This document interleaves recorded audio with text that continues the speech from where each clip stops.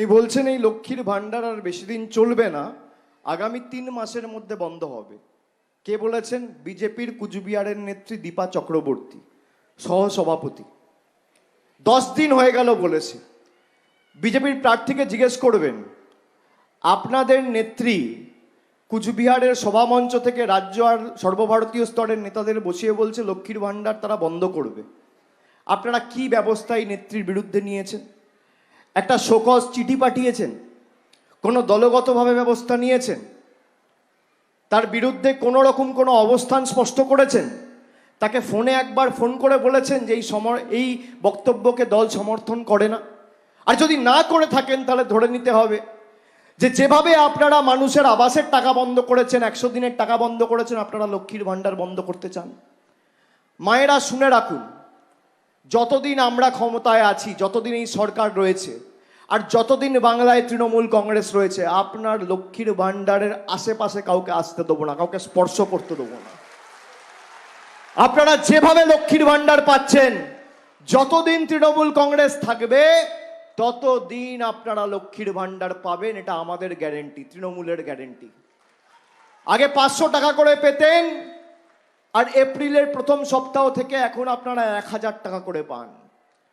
আগে বছরে 6000 পেতেন, এখন 12000 পান। আর তপশিলি মায়েরা, তপশিলি বোনেরা যারা মাসে 1000 আর বছরে 12000 পেতেন, তারা মাসে এখন পাচ্ছেন 1000-এর জায়গায় 1200, আর বছরে 12000-এর জায়গায় পাচ্ছেন 14400। এবার শুনুন, মমতা বন্দ্যোপাধ্যায়ের সরকার, আমাদের রাজ্যের সরকার, মামাটি মানুষ সরকার, বাংলা জুড়ে 2,12,00,000 মায়েদের, বৌদিদের, দিদিদের লক্ষ্মীর ভান্ডার দিচ্ছে। 2,12,00,000। তার মধ্যে যারা লক্ষ্মীর ভান্ডার পাচ্ছে, শুধু লক্ষ্মীর ভান্ডার দিতে আমাদের রাজ্য সরকার প্রতি বছর 25,000 কোটি টাকা খরচা করছে। এই 25,000 কোটির মধ্যে 10 পয়সা কোনো কেন্দ্রের অবদান নেই। 10 পয়সা কেন্দ্রের অবদান নেই।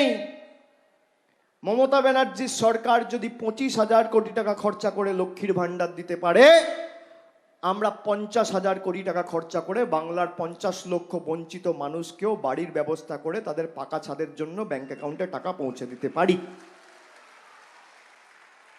আমরা করে দেখিয়েছি। আর যারা আজকে ভোট চাইতে আসছে, ভাষা শুনেছেন? বলছেন ডায়মন্ড হারবার থেকে অভিষেককে খেদাও, ডায়মন্ড মডেল খেদাও। কি করে খেদাবে? আমি মানুষের হৃদয়ে রয়েছি, গ্রামে রয়েছি, মস্তিষ্কে রয়েছি, লতায় পাতায়, গ্রামে, পাড়ায় পাড়ায় মানুষের অন্তরে স্থান করেছি। তোমাদের মতো পয়সা খরচা করে, দাঙ্গা করে মানুষকে বিচলিত করিনি। যারা খেদাতে আসবে, মানুষের কাছে খেদিয়ে দিল্লিতে মুরগি হয়ে আবার ফিরে যাবে।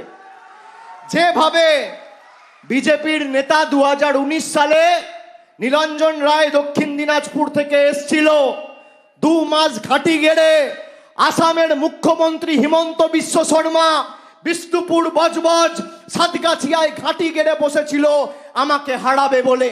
তাদের বাড়া ভাতে ছাই দিয়ে আপনারা আমার 74,000 ভোটের ব্যবধান 3,21,000-এ নিয়ে গিয়ে প্রমাণ করেছিলেন এই মাটি তৃণমূল কংগ্রেসের দুর্জয় ঘাঁটি। এবার আমি বলে গেছিলাম 4 লাখ। যে ভালোবাসা আমি রাস্তায় পেয়েছি, আপনাদের মধ্যে পেয়েছি, 4 লাখ যদি 5 লাখ হয় আমি আশ্চর্য হব না। আমি কথা দিচ্ছি, 10 বছরে 5,580 কোটি টাকার কাজ হয়েছে। আগামী 10 বছর যদি মানুষ সুযোগ দেয়, আমি 5,580-র দ্বিগুণ আগামী 10 বছরে 10,000 কোটি টাকার কাজ এই ডায়মন্ড হারবারে করে, ডায়মন্ড হারবার মডেল সারা দেশ থেকে বিশ্ব দরবারে বিশ্ববন্দিত কি করে হয় তার ব্যবস্থা করব। এটা আমার গ্যারেন্টি। ক্ষমতা থাকলে লড়ো, চলবে না অন্যায়, টিকবে না ফন্দি, জনগণের আদালতে হতে হবে বন্দী। 7 দফায় ভোট করছে। মানুষকে গরমে কি করে কষ্ট দেওয়া যায় আপনারা বলুন তো। যারা মিটিংয়ে এসছেন 2 ঘন্টা আগে বেরিয়েছে, তাও তো আজকে আমাদের মিটিং হচ্ছে এখন 5:30 বাজে। আপনি ভাবুন, আমি একটায় সভা করছি, 12টায় সভা করছি, 2টোয় সভা করছি। কি কষ্ট গরিব মানুষের, যারা দুধারে রাস্তায় দাঁড়িয়ে আছে দেখবে, কথা শুনবে বলে। কেন এক দফায় নির্বাচন হতো না? 2019 সালে ক দফায় নির্বাচন করেছিল আপনারা দেখেছেন। 2021 সালে এই ডায়মন্ড হারবার লোকসভা, একটা লোকসভায় 7টা আসন, 7টা আসনে ভোট করতে 3টে দফা করেছিল।